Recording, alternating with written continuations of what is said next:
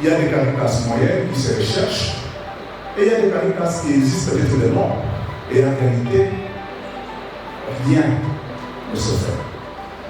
C'est en 2013 que l'ordinaire du lieu, le ville de Maï Nyoka, par un décret, avait estimé qu'il fallait que toutes les structures de sa pastorale caritative puissent être intégrées. La situation que nous vivons, c'est celle des déplacés de guerre vivant dans les différents sites parsemés en province de l'Éthiopie et aussi en ville de Bunia. Cela aussi demeure un peu préoccupant. Nous comptons à peu près 65 sites de déplacés reconnus officiellement. Devant le bureau sécurité, Caritas is not a business, it's a mission. Caritas, c'est pas un job, c'est une mission. Caritas se distingue des autres organismes sociaux par son caractère ecclésial. Elle partage la mission de l'Église. Caritas n'est pas non plus une simple ONG. Les agences Caritas sont clairement des organisations d'Église qui ne peuvent être séparées de l'Église. Le comité permanent des archevêques et évêques membres de la conférence épiscopale nationale du Congo, la CENCO, lors de sa session statutaire tenue en juillet 2023 à Lubumbashi, m'a nommé comme nouveau secrétaire exécutif de la Caritas Congo ASBEL pour un mandat de 3 ans renouvelable 2 fois. Cette nomination à la tête de cet organe technique chargé de la pastorale sociale de l'Église catholique en République démocratique du Congo se place dans le prolongement de la mission confiée par les évêques de la CENCO à la Caritas Congo ASBEL. Augmentée par la réflexion et l'action, l'effectivité de la contribution de l'Église aux efforts de promotion intégrale de la personne et de la communauté humaine, sans exclusive et selon la doctrine sociale de l'Église. Dans ma prise de fonction, je voudrais contribuer au renforcement des capacités des membres du réseau Caritas en République démocratique du Congo en vue de la promotion d'un développement humain intégral et durable avec l'engagement de toutes les parties prenantes dans une nouvelle perspective orientée vers la bonne gouvernance. Après avoir passé en revue la situation du réseau Caritas en République démocratique du Congo au cours des 10 dernières années, j'ai été amené à réfléchir sur comment renverser la tendance à travers une vision que je compte mettre en place avec votre appui. Cette vision définit les principaux objectifs spécifiques ainsi que les actions prioritaires à mener qui sont étroitement en phase avec la vision de la Caritas Internationalis, un signe de l'amour de Dieu pour toute l'humanité en Jésus-Christ, puisqu'elle vise la promotion de la transparence administrative, la bonne gestion des ressources, la reddition des comptes en matière de programmes et de finances, la gestion partagée des risques et d'un partenariat mutuellement bénéfique.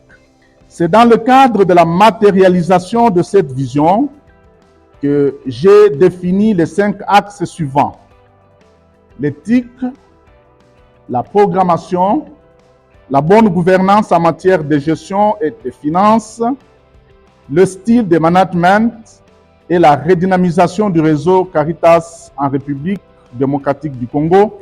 Je rêve d'un réseau Caritas qui est engagé dans une dynamique d'amélioration continue et qui se positionne comme un acteur fort, crédible, transparent et efficace au service des communautés locales et des populations les plus vulnérables touchées par la pauvreté, les situations d'urgence et d'injustice et les inégalités en République démocratique du Congo, et cela sans exclusive. L'éthique.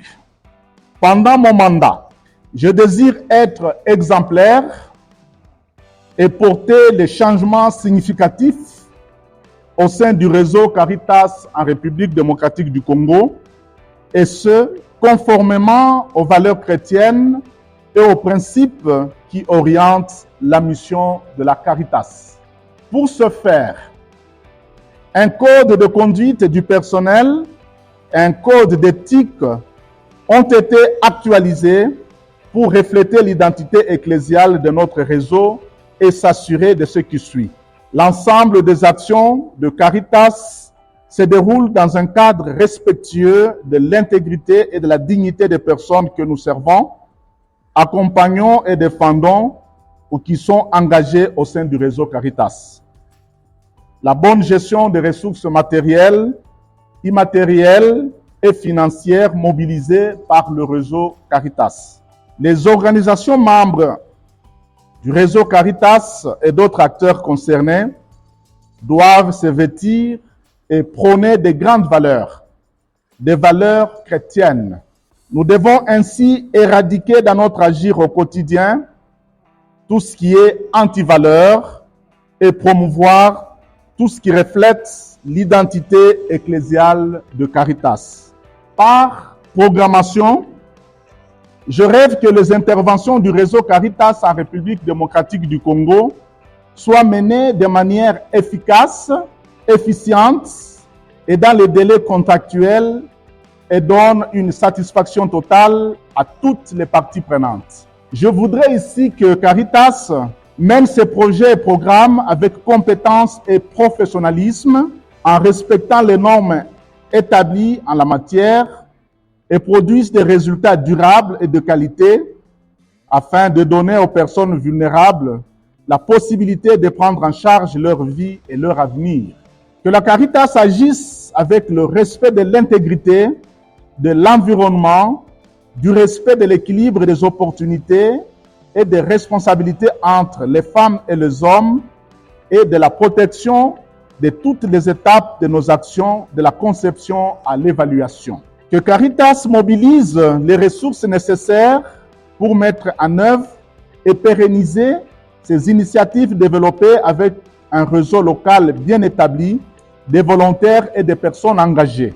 Que Caritas œuvre en collaboration avec d'autres commissions de la SEMCO et acteurs partageant les mêmes valeurs pour la défense des droits et des intérêts des populations pauvres et groupes marginalisés accompagnés avec leur participation active. Que Caritas rende compte de réalisations et résultats selon les engagements et échéanciers contractuels, respect de calendrier, du budget et d'indicateurs de performance convenus. Que faire pour y parvenir? Bonne gouvernance axée sur les finances. Par bonne gouvernance, je rêve d'un réseau Caritas en République démocratique du Congo avec une politique budgétaire axée sur des objectifs et une gestion budgétaire transparente visant à améliorer notre redevabilité et à réduire la fraude et les risques qu'il entraîne. Il est question de verrouiller le système financier et de viser l'amélioration de l'efficience dans la gouvernance financière basée sur le renforcement des capacités des équipes de Caritas, tant au niveau national que diocésain, et le renforcement du contrôle interne systématique à tous les niveaux afin de mieux gérer les ressources financières mobilisées. Un tel système aura pour vocation d'éviter les hémorragies financières, d'attirer et de fidéliser les partenaires. Que faire pour y arriver? Style de management. Par style de management, je rêve d'un réseau Caritas en République démocratique du Congo où la collaboration reste indispensable pour améliorer les performances individuelles et collectives au sein des équipes. Pour ce faire, je vais encourager et renforcer un leadership positif pour favoriser la fidélisation et une meilleure collaboration avec le personnel. Un leadership capable d'atteindre ses objectifs via une meilleure utilisation possible de ressources, apte à préciser ses propres principes et valeurs et à se régir par eux, capable d'assurer les ressources nécessaires au développement de ses activités, plus de ressources locales et moins de ressources importées. Un leadership fort et efficace qui repose sur la communication interpersonnelle, l'écoute active, de savoir établir ses objectifs, la diplomatie, la résolution des conflits, la motivation du personnel, la prise d'initiative, la gestion des risques. Et le cinquième axe, redynamisation du réseau national. Par redynamisation du réseau national de Caritas, je rêve d'un réseau fort et attractif au sein duquel le renforcement des capacités des organisations membres est mené à la lumière des normes de gestion des Caritas Internationalis en se basant sur les besoins exprimés par les organisations concernées et les principes de coopération fraternelle et de partenariat qui sont au cœur de la Confédération Caritas Internationalis, vécue à différents niveaux.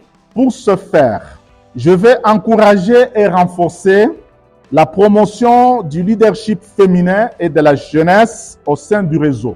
La mise en place des espaces d'échange et des cadres de concertation, des sessions de réflexion et d'échange, des formations, des assemblées générales, des rencontres provinciales, ainsi de suite. Ceci pour partager les bonnes pratiques et s'assurer que notre partenariat demeure dans le cadre de nos principes fondés sur l'Évangile et la doctrine sociale de l'Église en vue de réaliser pleinement notre potentiel à travers l'action de solidarité et de justice sociale.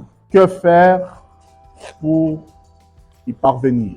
Pour que ce rêve devienne une réalité et qu'il se concrétise dans le fait, nous avons initié 3 stratégies. Premièrement, visite d'échange et de solidarité au diocèse. Depuis que j'ai officiellement pris ma fonction et dans le cadre de responsabilités qui se rattachent à cette fonction, j'ai visité quelques diocèses des provinces ecclésiastiques de Lubumbashi, de Bukavu et Kananga. Pour accompagner des membres de mon équipe, j'ai échangé avec la Caritas Congo Katanga, les Caritas diocésaines de Lubumbashi, de Goma, de Bukavu, de Uvira, de Kananga, de Luebo et de Luiza.